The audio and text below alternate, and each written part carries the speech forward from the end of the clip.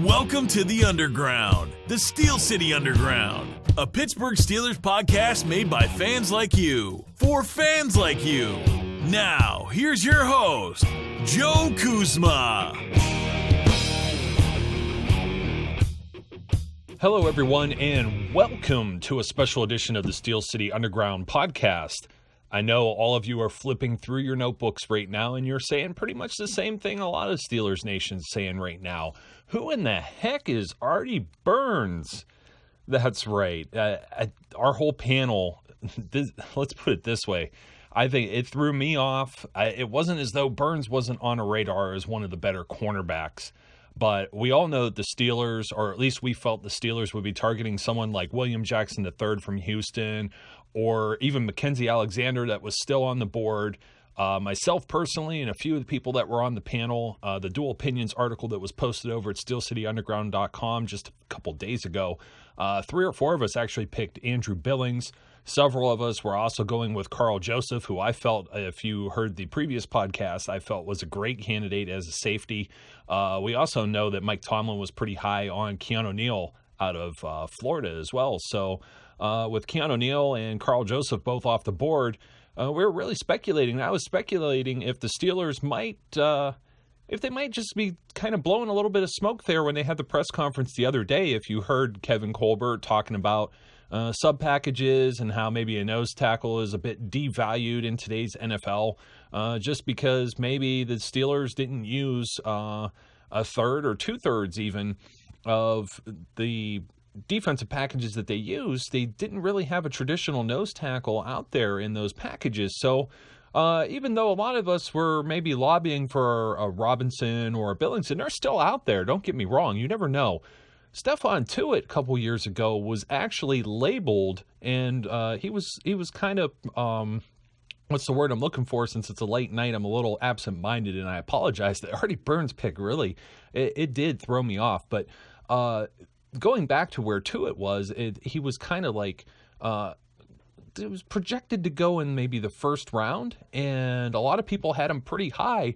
And it just so turns out that he ended up a second-round draft pick, and we know how that's turned out for the Steelers. So no complaints yet. There are still plenty of safeties out there the Steelers could be looking at. So we'll touch on Burns here in a second, but just looking ahead, since I'm talking about it, Von Bell's still out there, Darian Thompson, maybe even Jeremy Cash from Duke. Several of the players that actually were in that pre-draft guide that we put out with 31 players, even one extra because the one didn't count technically as a visit, and one was kind of unconfirmed or speculated that he visited with the Steelers. So many of the players the Steelers did visit with still floating around out there, including a lot of mid-round corners. So don't be surprised if they don't come back and we don't just go 4 defensive picks in a row, though I do think maybe they might throw a wide receiver in there. So day 2, tomorrow, really hoping that Robinson or Billings is there, or maybe one of these safeties, maybe Von Bell out of Ohio State. I cracked a joke over on Twitter. If you're not following us over there, one of the things I had said was, don't worry, Mike Tomlin, there's still plenty of Buckeyes left for you to pick because, and my wife, despite being a Cleveland Browns fan and, you know, her night being kind of just as tumultuous, what a crazy draft night, right? She is an Ohio State Buckeyes fan, and she sends me this nice text that has Oprah saying, you get a Buckeye, you get a Buckeye, everybody gets Buckeyes. And that's pretty much how it felt. But I always thought that's the way Mike Tomlin thought. It seems like him and Kevin Colbert happen to be a big fan of Ohio State players.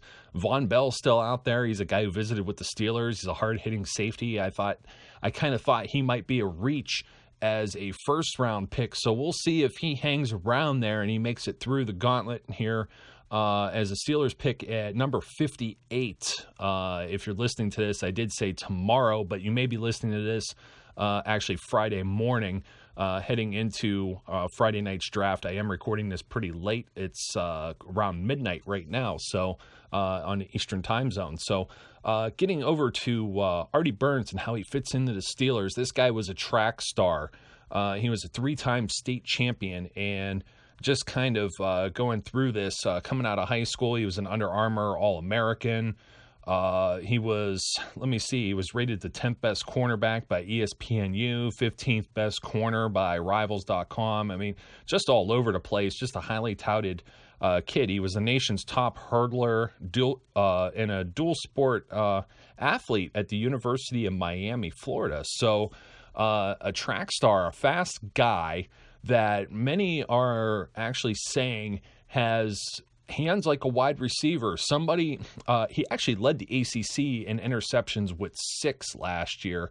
I'm not sure if that was actually a tie, but it was the most that a Miami Hurricane had had since Sean Taylor had 10 in 2003.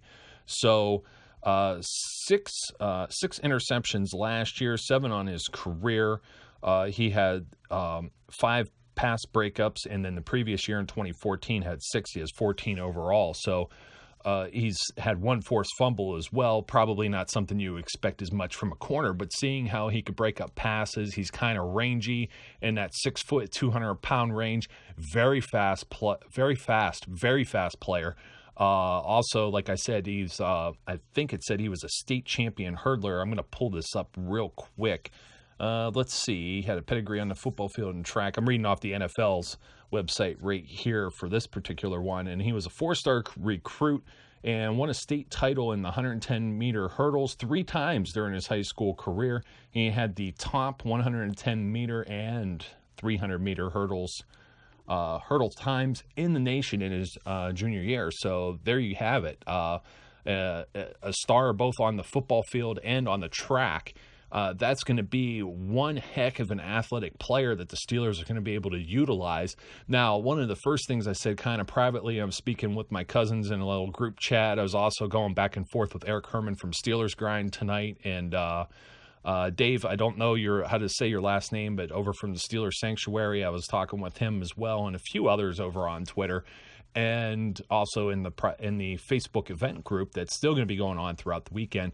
And we're all chit-chatting back and forth. And at first, my first indication, though, with Burns was I was really mad to see that Denver came in and traded with Seattle the very next pick. And I saw a few guys out there like on Twitter talking about it was the first thing that impacted me, too. I thought, hey, you know what? The Steelers, maybe they could have hung back.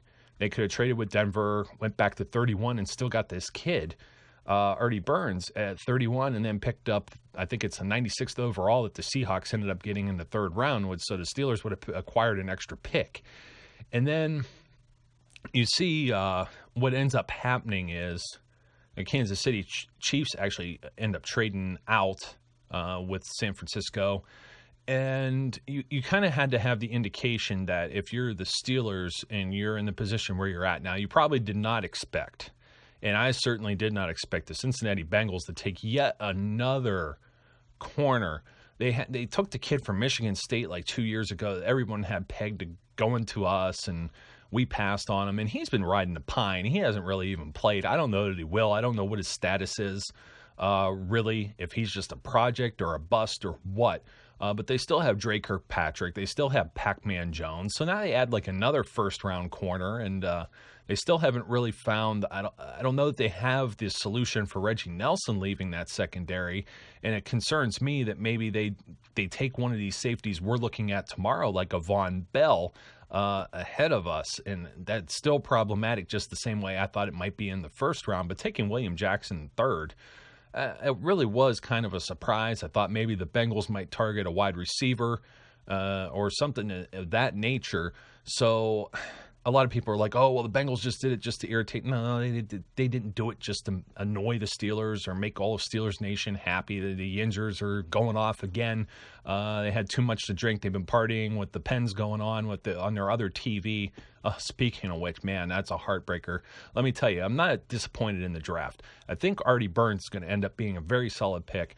And I think the Steelers, just based on this kid's athleticism, watching a few short clips of film here, I did have some limited knowledge on him coming into this draft because I really wasn't prepared. I was prepared for some of these other safeties or maybe like a Billings or an Ashawn Robinson. But like I said, they're still out there. I'm not going to give up hope on one of those guys or even one of these safeties. So With Artie Burns here, this is the way you have to look at it. You have William Gay for like 3 years, but William Gay, is now headed in on the back end of his career. That's not to say that he's going to be bad, but that's just, Father Time might catch up with William Gay by the end of this contract. Okay, you have Senquez Golson, who was injured last year. So he was on the IR the entire season. He never got to play. So we don't know what Senquez Golden, what kind of player he is yet. But we have high hopes. We're factoring in, hey, you know what? This is like having another a seasoned rookie, okay? Ross Cockrell, who played pretty solid, last year, but then again, he was a second-year player. He'll be a third-year player, second-year player in this system, but he was a restricted free agent, and so we only have him for 1 year. So Steelers kind of planning ahead here now. You still have Doran Grant too, who they took in the 4th round. So they've kind of got the deck full now with the corners, and you're also preparing in case maybe Ross Cockrell. You don't want a situation like what happened with Bryce McCain. Has a good 1-year prove-it deal.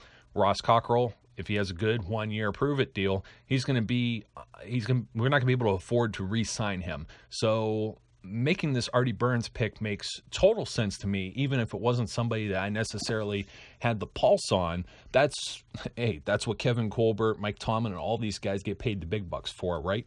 So I like the fact that this guy's a very athletic player. He's rangy. He's got the size and the speed. He appears to be a nice complete package that could be a good complement. I'm not going to say he's going to be an immediate impact out on the field. It might take some time for them to kind of work him in. If he's prepared for day one, cool. If he's not, I'm not going to be out there with the pitchforks and torches because, like, any of the Steelers rookies we saw, like Sammy Coates didn't get out there right away last year, but Dupree even took a few games before they worked him into rotation. And then sometimes when you get these guys out here early, like a Jarvis Jones, then all of a sudden everybody is, just upset and saying, oh, well, he's a bust just because he's not an immediate impact player, but it takes time, okay?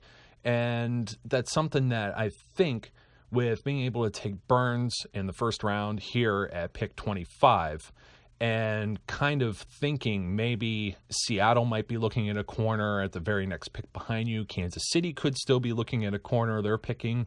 And then, of course, the Carolina Panthers, who lost Josh Norman, they're also picking. So if the Steelers did fall back and make that move with the Denver Broncos, then maybe they don't get the guy they want. Maybe, maybe Burns was their guy and William Jackson III wasn't their guy.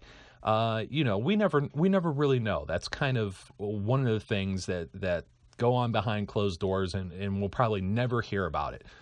But if Burns was their guy, they may have had a feeling that one of 3 teams, and it didn't turn out that way tonight.